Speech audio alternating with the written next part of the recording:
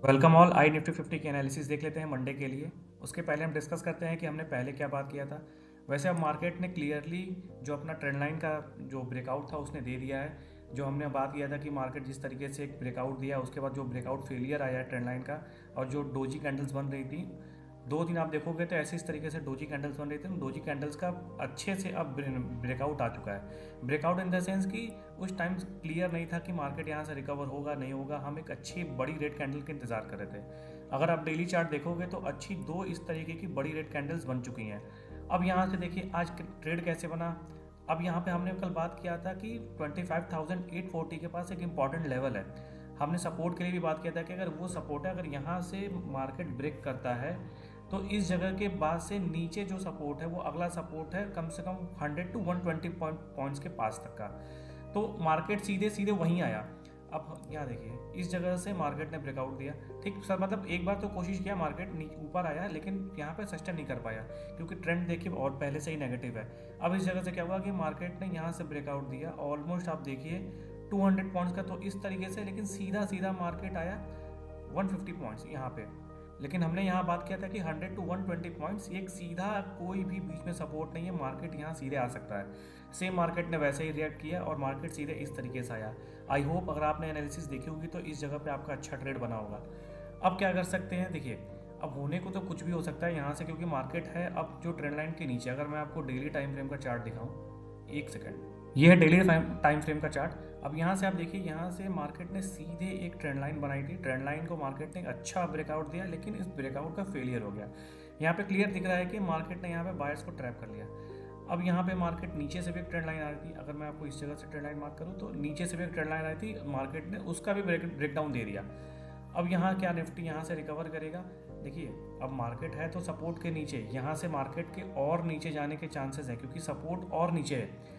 इस जगह पे अब क्या हो सकता है कि अगर मैं आपको बताऊं, यहाँ से मार्केट ने इस जगह से ये जो गैप फिलिंग थी इसको मार्केट ने किया दोबारा से।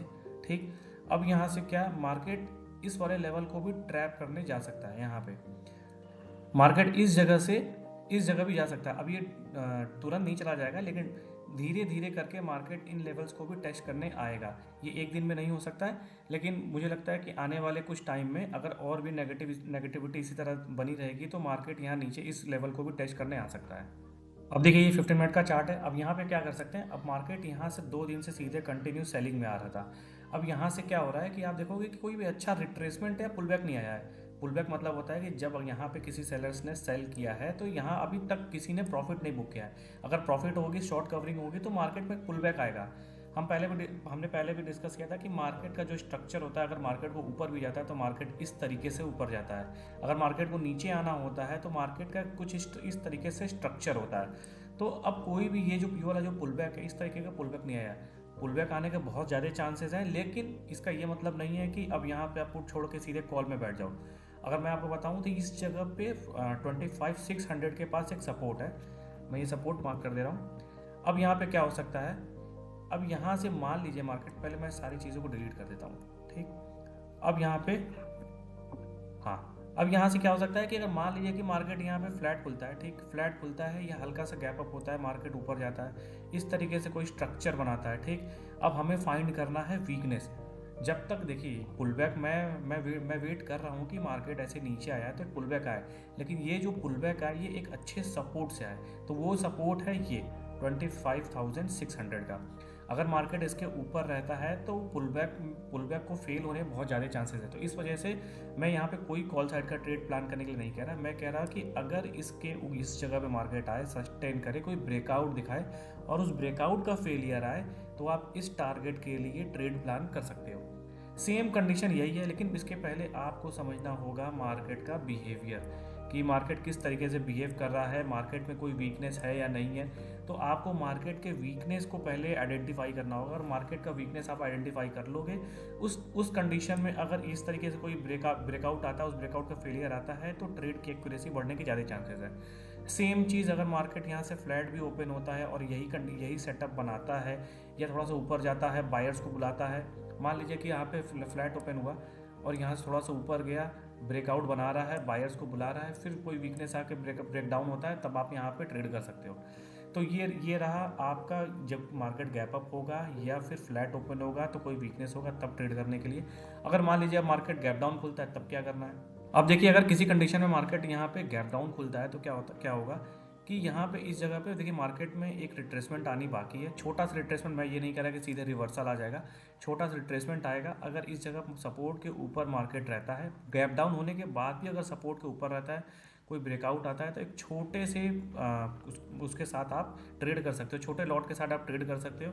आपका टारगेट होगा 1:3 या 1:4 का, ये आपका टारगेट होगा। लेकिन अगर मान लीजिए मार्केट इसके नीचे ओपन होता है और यहाँ पे सस्टेन करने लगता है, फिर नीचे अगर सपोर्ट के नीचे ओपन हुआ तो मार्केट वीक है ऑलरेडी, ये हो जाता है कि मार्केट वीक है। उसके बाद मार्केट जाएगा सीधे नेक्स्ट सपोर्ट को टेस्ट करने के लिए। अब वो सपोर्ट क्या क्या हो सकते हैं, अगर मान लीजिए इन केस मार्केट 25,600 को ब्रेक कर देता है तो उस कंडीशन में मार्केट यहाँ जा सकता है 25,360 का एक अगला सपोर्ट है इस जगह। उसके बाद जो सपोर्ट है 25,290 का एक सपोर्ट है, इस जगह पे मार्केट आ सकता है। तो सपोर्ट इसके बाद बहुत ज़्यादा नीचे हैं। तो अब यहाँ से अगर मार्केट वीक नीचे खुलता है, इस जगह से नीचे आता है, तो इस बहुत ही दूर दूर तक सपोर्ट है, तो मार्केट बहुत दूर आ सकता है। अब कहने को तो ऐसे सीधे मार्केट नीचे नहीं आना चाहिए, लेकिन अब यहाँ पे मैंने तीनों कंडीशन आपको बता दी हैं कि अगर गैप अप खुलता है तो क्या करना है। गैप अप और फ्लैट के केस में आपको वीकनेस फाइंड करनी है।